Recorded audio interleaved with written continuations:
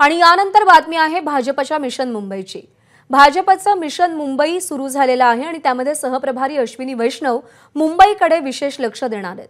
मुंबईच्या 36 विधानसभा मतदारसंघांसाठी बैठका घेऊन रणनीती ठरवली जाईल। विधानसभेला मुंबईसाठी भाजपचं विशेष प्लॅनिंग असेल अशी माहिती मिळतेय।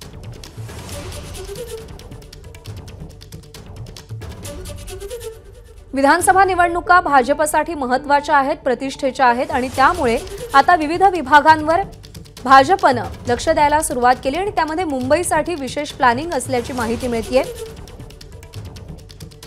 सुशांत सावंत आपले प्रतिनिधी आपल्या सोबत आहेत। सुशांत, मिशन मुंबई काय आहे भाजपचं?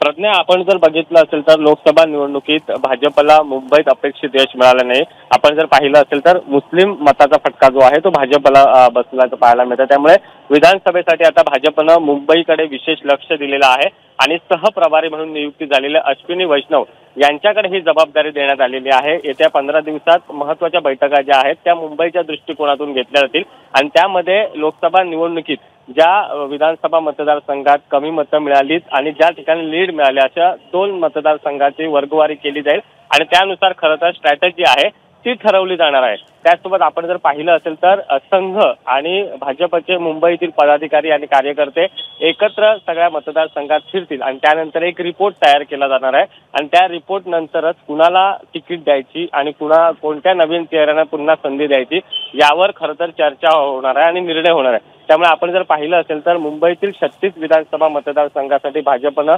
विशेष तयारी जी आहे ती केलेली आहे आणि अश्विनी वैष्णव यांच्याकडे ही जबाबदारी देण्यात आलेली आहे। प्रज्ञा, सुशांत, धन्यवाद दिलेल्या माहितीसाठी। एबीपी माझा, उघडा डोळे बघा नीट।